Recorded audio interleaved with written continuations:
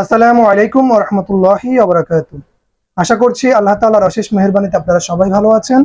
আজ আমরা আপনাদের সামনে 39 সাইজের একটি 3/4 হাতার ব্লাউজ কিভাবে কাটিং করবেন A to Z সম্পূর্ণ সূত্র আমরা আপনাদেরকে দেখানোর চেষ্টা করব ইনশাআল্লাহ।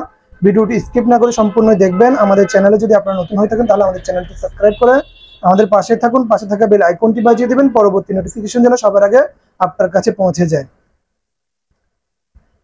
প্রথমে আমরা ব্লাউজের মাপটি জেনে নিই। ব্লাউজের লেন্থ হচ্ছে 16, বডির লুজ হচ্ছে 39, কোমরের লুজ হচ্ছে 33, শোল্ডার হচ্ছে 13.5, হাতার লেন্থ হচ্ছে 16, হাতার মুখ হচ্ছে 10.5, গলার ডিপ হচ্ছে 3.5 বাই 3.5, সামনে 3.5, পিছনেও 3.5। ব্লাউজটি সেলাই করার জন্য আমরা 1.5 গজ কাপড় নিয়েছি, 2 হাত বহরের কাপড়। সামনে বুতাম হবে, কোমরে ফিতে। কাপড়টিকে সর্বপ্রথম আমরা আয়রন করে ভাঁজ দিয়ে নিয়েছি। আমাদের বিপরীত সাইডে আমরা এই খোলা সাইডটি রেখেছি, আর আমাদের এই পাশে আমরা বন্ধ সাইডটি রেখেছি।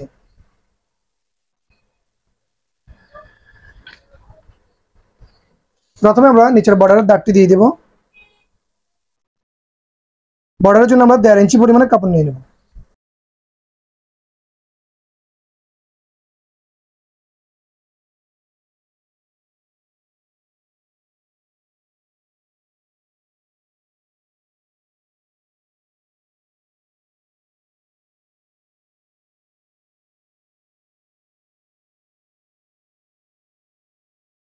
আমাদের ব্লাউজটি সম্পূর্ণ মার্কা করা শেষ। এখন আমরা আপনাদেরকে মাপটি জানিয়ে দিব।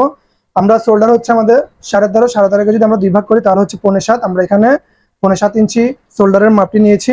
আমাদের গলার পাশ হচ্ছে 5.5, আমরা 5.5কে যদি 2 ভাগ করি তাহলে হচ্ছে 3.5, 3 থেকে 2 পয়েন্ট কম আমরা এখানে 3.5 ইঞ্চি গলার পাশ নিয়েছি। গলার ডিপ হচ্ছে 3.5, আমরা এখানে 3.5 নিয়েছি। শোল্ডার 2 ভাগের 1 ভাগ নামবে বডির মোড়া, আমরা এখানে 6.5 ইঞ্চি বডির মোড়া নামিয়েছি। এবং আমরা উপর থেকে আমাদের পিছনে যে টিকিনটি হবে পিছনের পাটে, এটা আমরা এখান থেকে 10 ইঞ্চি নিচে আমাদের টিকিনের দাগটি দিয়েছি, আর আমরা এখান থেকে পাশ দিয়েছি 4 ইঞ্চি। এবং আমরা আমাদের কোমরের মাপে চেয়ে টিকিনের জন্য আরো 1 ইঞ্চি কাপড় আমরা বাড়তি রেখেছি। এরপর আমরা শেপ কাটটিকে বডির দাগ থেকে দূরত্ব এভাবে শেপ কাটটিকে আমরা 1.5 ইঞ্চি দূরত্বে বসিয়ে এরপর আমরা শেপটি দিয়ে দিব। বাকি শেপটুকু আমরা হাত দিয়ে টেনে দিব। এরপর আমরা বডির পাশে পিছনের পাটে আমরা 1/2 ইঞ্চি পরিমাণে কাপড় নিব, বেশি নেওয়ার প্রয়োজন নেই। 1/2 ইঞ্চি পরিমাণ আমরা এভাবে কাপড়টি নিয়ে একটি মার্কা করে দেব। আমাদের পিছনের পার্ট সম্পূর্ণ মার্কা করা শেষ। এরপর আমরা কাঁধের এখানে 1/2 ইঞ্চি সেলাইয়ের কাপড় আলাদা করে এভাবে বাড়তি নিয়ে নেব।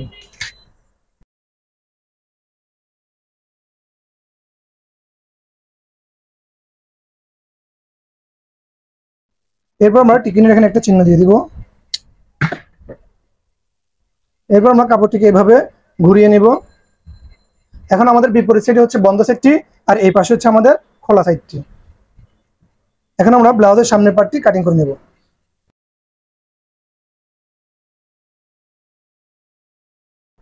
এভাবে আমরা ব্যাক পার্টটিকে বিছিয়ে নিব। এই সাইডটি থাকবে আমাদের ব্লাউজের সাইড, এই পাশে থাকবে আমাদের যে মিডল সেন্টারটি, এটি। এখানে আমরা 2 পয়েন্ট পরিমাণ কাপড় বাড়তি রেখেছি, যেহেতু আমাদের সামনের পার্টে প্লেট জয়েন হবে দোনো পার্টে, ওই জন্য আমরা সেটার কাপড়টি আলাদাভাবে আমরা বাড়তি নিয়ে নিয়েছি। এরপর আমরা আমাদের ব্যাক পার্টে চাইতে এই 1 স্কেল পরিমাণ আমরা আরো বাড়তি নিয়ে নেব। এটা হচ্ছে আমাদের মূল ব্যাক পার্ট, এটা হচ্ছে আমাদের ব্যাক পার্ট, আর এটা হচ্ছে আমাদের সামনের পার্টে আরো 1 ইঞ্চি 2 পয়েন্ট পরিমাণ আমরা বাতি নিয়েছি। সাইডেও সেম আমরা 1 ইঞ্চি 2 পয়েন্ট পরিমাণ বাতি নিব ব্যাক পার্টের চাইতে। আপনারা ভালো করে লক্ষ্য করে দেখুন, আমরা 1 ইঞ্চি 2 পয়েন্ট পরিমাণ বাতি নিচ্ছি।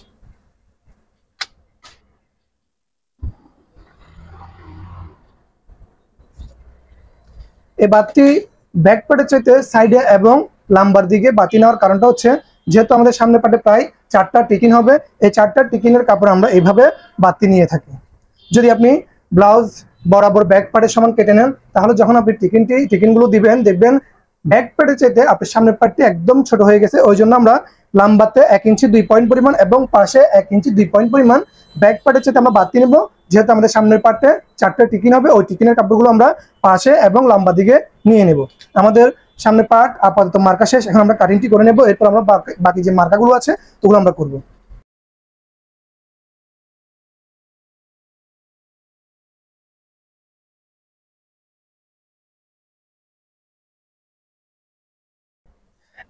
এক ইঞ্চি পরিমাণ সামনের পার্টের বডির তাল পার্ট আপনারা এভাবে কাটিং করে নেবেন। এখন আমরা ব্যাক পার্টটিকে সরিয়ে নেব। ব্যাক পার্টটি সরিয়ে আমরা আমাদের টিকিনের দাগগুলো দিয়ে দেব। এখানে আমরা 3 পয়েন্ট পরিমাণ সেলাইয়ের কাপড় বাদ দিয়ে আমরা আমাদের টিকিনটি নামিয়ে নিব। উপর থেকে আমরা 9.5 টিকিনের দাগটি দিয়ে দিলাম, পাশ থেকে আমরা 4.5 মিডল সেন্টার দিয়ে দিলাম। এটি হচ্ছে আমাদের মূল মিডল সেন্টার।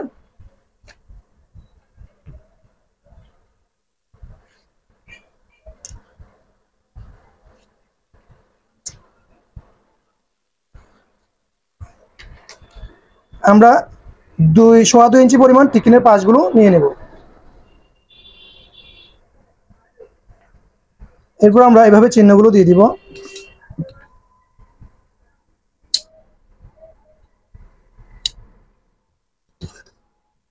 সাইডের চিহ্নটি আমরা এভাবে দিয়ে দিব। এভাবে আমরা কাপড়টি কেটে ফেলে দিব। এই ছিল আমাদের 39 সাইজের ব্লাউজ কিভাবে কাটিং করবেন সম্পূর্ণ সূত্র। এখন আমরা আপনাদেরকে জানিয়ে দিব ফিটিং মাপগুলো আপনারা কিভাবে লুজটুকু যোগ করবেন। যেহেতু ব্লাউজ আপনার ফিটিং একদম ফিটিং পরে যেন একটা পিপটাও ঢুকতে না পারে, ওই ক্ষেত্রে আপনারা কতটুকু লুজ যোগ করবেন ফিটিং মাপের ক্ষেত্রে। যদি আপনারা গায়ে থেকে একদম ফিটিং মাপ নিয়ে থাকেন, ওই ক্ষেত্রে আপনারা 3 ইঞ্চি এবং বডিতে 3 ইঞ্চি, কোমরে 3 ইঞ্চি লুজ আপনারা যোগ করবেন। এর বেশি যোগ করা যাবে না, যেহেতু ব্লাউজ একদম ফিটিং পড়বে। ওই ক্ষেত্রে আপনারা 3 ইঞ্চির বেশি লুজ যোগ করবেন না। হ্যাঁ, যদি কেউ একটু লুজ পড়তে চায়, অনেকে আছে মুরব্বীরা একটু লুজ পড়তে চায়, ওই ক্ষেত্রে আপনারা 4 ইঞ্চি 5 ইঞ্চি পরিমাণ আপনারা লুজ যোগ করতে পারবেন, যদি কামিজের মতো লুজটি তারা পড়তে চায়। আর যারা একদম ফিটিং পরে ইয়াং জেনারেশন, তাদের জন্য আপনারা 3 ইঞ্চি পরিমাণে ফিটিং মাপের চাইতে 3 ইঞ্চি পরিমাণে লুজ যোগ করবেন। এর বেশি যোগ করা যাবে না, তাহলে দেখা যাচ্ছে ব্লাউজের ফিটিংটি সুন্দর হবে না, একটু লুজ থাকবে। ওই জন্য আমরা ফিটিং মাপের চাইতে 3 ইঞ্চি লুজ যোগ করবো ইনশাল্লাহ। আমাদের বডি পার্টটি কাটিং করা শেষ। এখন আমরা আমাদের হাতাটি কাটিং করে নেব।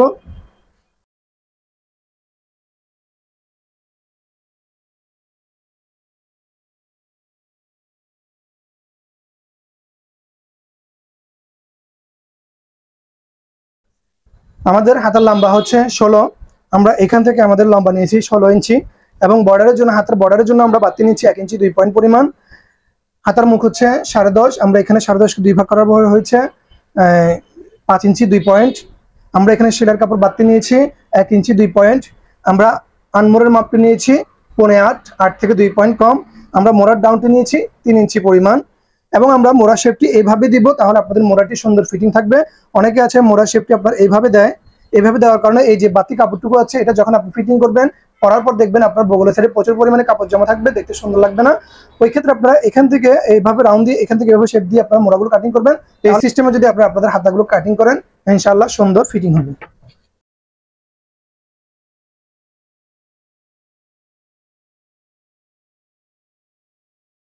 এরপর আমরা হাতের মধ্যে এইভাবে তালপাট কাটিং করে নেব। এই ছিল আমাদের 39 সাইজের একটি ব্লাউজ কিভাবে কাটিং করবেন সম্পূর্ণ সূত্র A to Z। আশা করছি আপনারা বুঝেছেন। যদি কোনো বিষয় না বুঝে থাকেন, অবশ্যই আমাদেরকে কমেন্ট করে জানাবেন। ইনশাআল্লাহ পরবর্তীতে আমরা ওই বিষয়ের উপর ভিডিও তৈরি করে আপনাদেরকে আবারও দেখানোর চেষ্টা করব। আমাদের ভিডিওটি যদি আপনাদের ভালো লাগে থাকে, অবশ্যই লাইক করবেন, কমেন্ট করবেন।